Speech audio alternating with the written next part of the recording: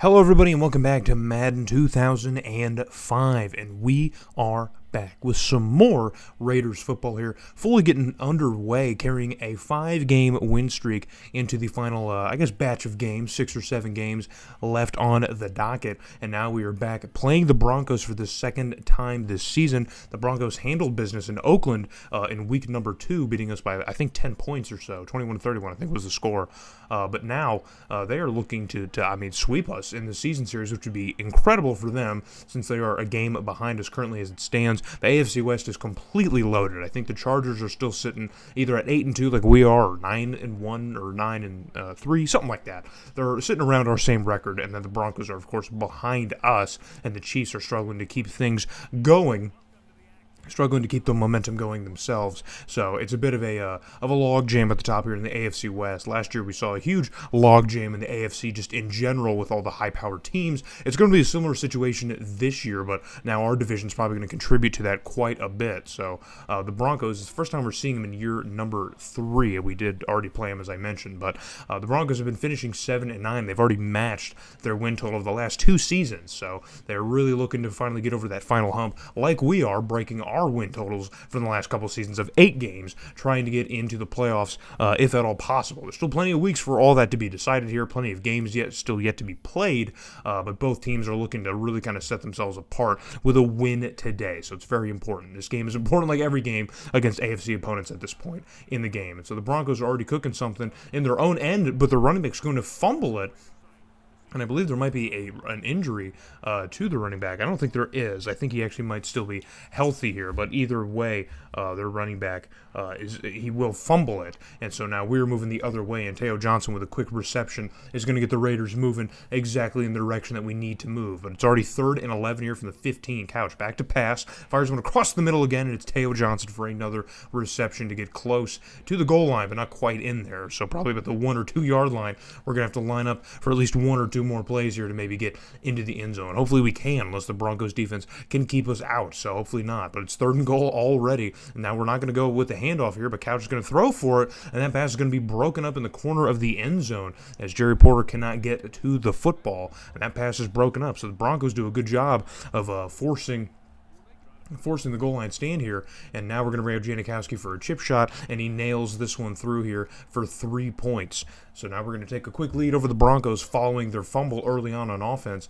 but it's already 3rd and 9 once again for the Raiders offense as the Broncos can't really keep any momentum going, and Tim Couch is able to hit Justin Gage along the sidelines inside the 10-yard line, and now we are moving once again. We are cooking once again. So 1st and goal here for the Raiders again inside the 10. Couch back to pass for it this time, and now he will score as he hits Jerry Porter. He tried to do it on the last drive, it didn't work out, but on this drive it does work out as we were able to find Jerry Porter in the end zone for another Raiders score. So 10-0 is the score here, but Denver finally moving now on the ground, and Jake Plummer's going to float this one up down the middle of the field, and that one's going to be caught and taken all the way into the end zone for a touchdown. And I believe, if I'm not mistaken, that might have been Mike Anderson, the running back. I think that was him, or the fullback rather.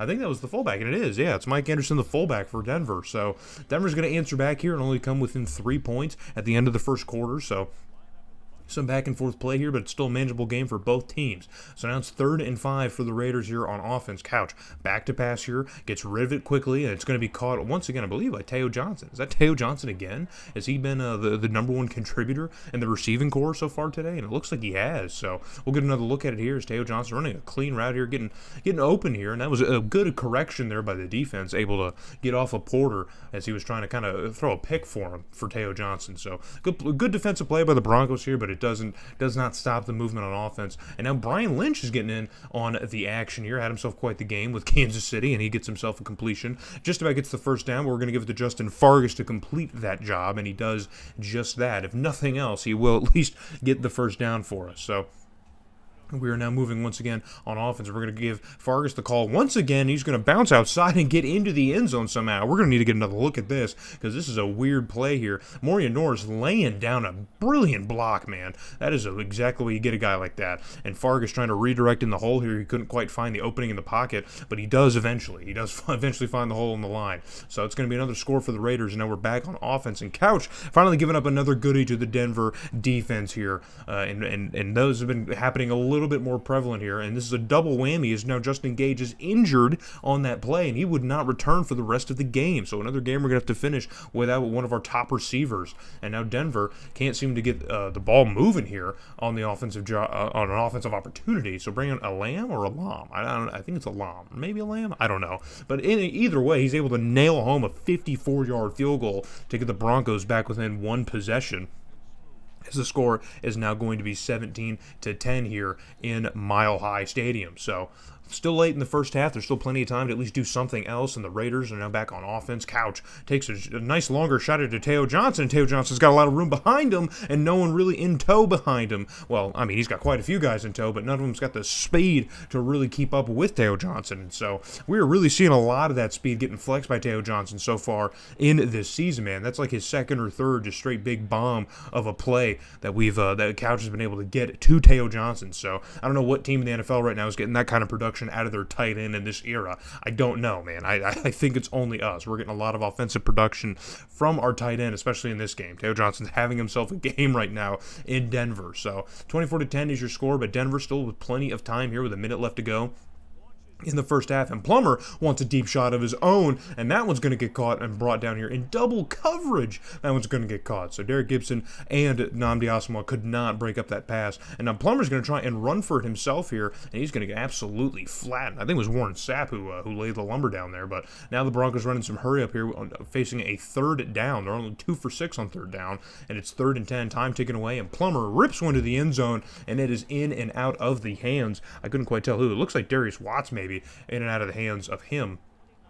Or maybe it was Brandon Lloyd, I'm not sure. But either way, it was an incomplete pass, and I'll bring it along for another field goal attempt for the Broncos, and he nails that one through. So now the Broncos coming within 11 points as the first half comes to a close. So we're in a good position here, up now more than 10 points on the Broncos after one half of play, but we've seen things completely go awry in these games. So no lead is ever safe here in this game. And already on a third down, Plummer gets rid of this one quick across the middle to their tight end, or actually it's Ashley Lilly, one of their receivers.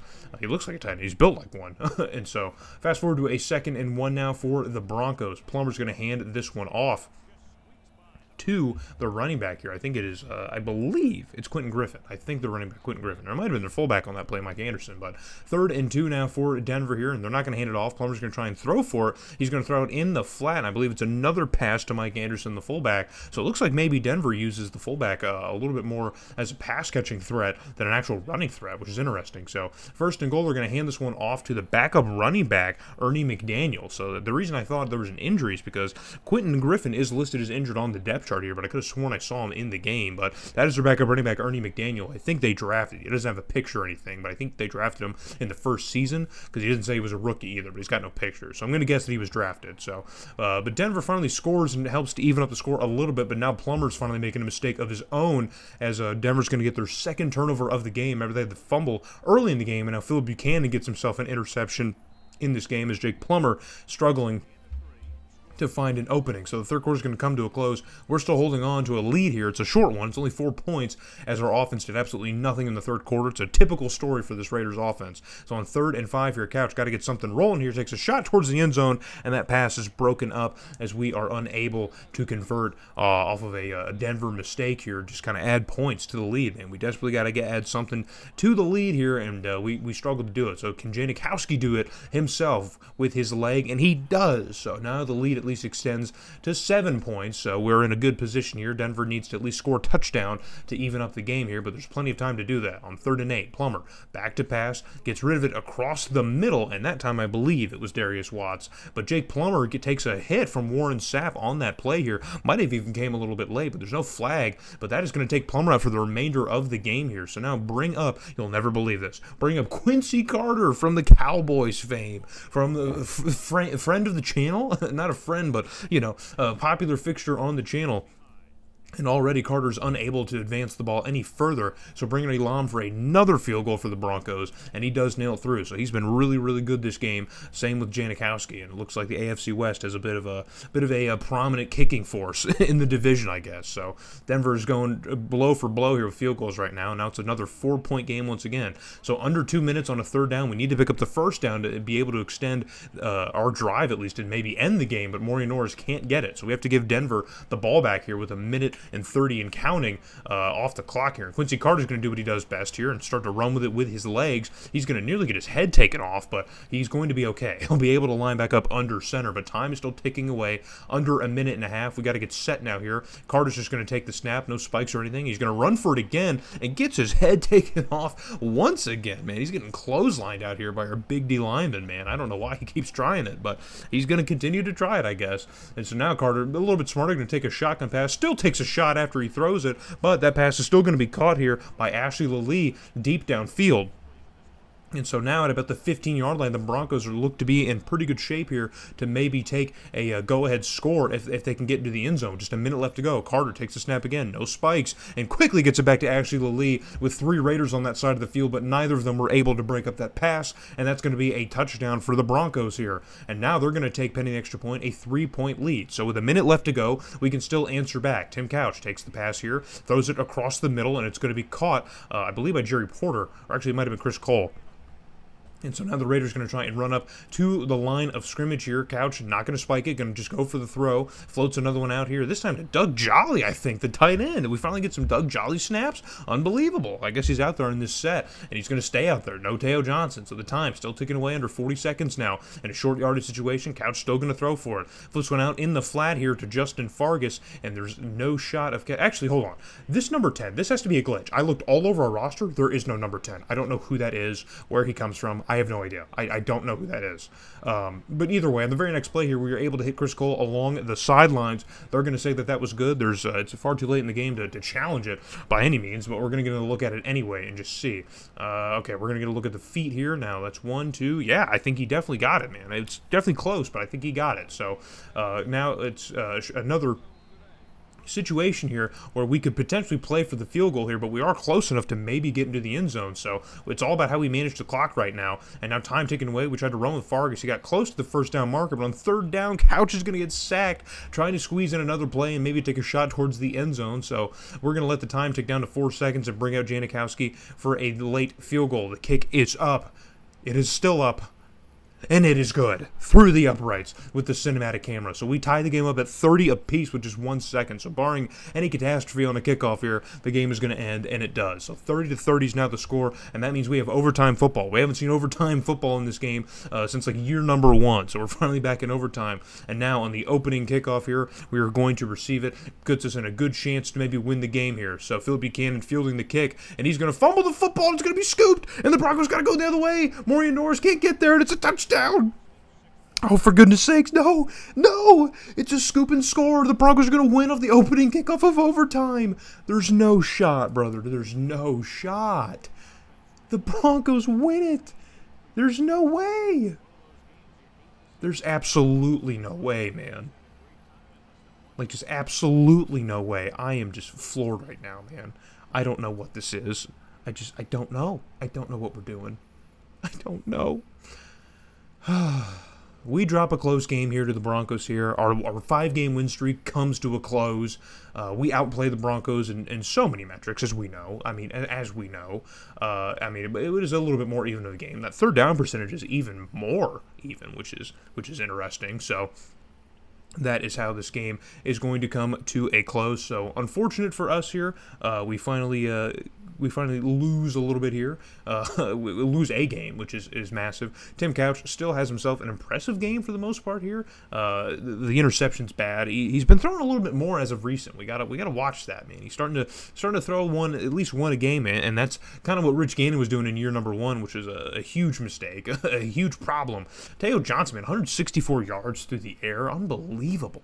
That dude was everywhere. He was completely causing problems, and we've seen before here our receivers kind of step up when we lose Justin Gage, because we did lose him in a game earlier in the season, and Chris Cole ended up just stepping up and matching that production. And today it was Teo Johnson. So moving on ahead here, taking a quick look at the next few weeks for us, we have a gauntlet of games here. We have the top team in the AFC and the Ravens, the Browns after that, who are probably in the playoff hunt as well, the Chargers in our own division, and then after that, the Chiefs and Steelers. It gets a little bit easier, but those are still games that we probably are going to have to look to win to still be in the playoff race. So when we come back here, it's another huge game against the Ravens, the 10-1 Ravens. So hope to see you guys in Baltimore when we play the Ravens.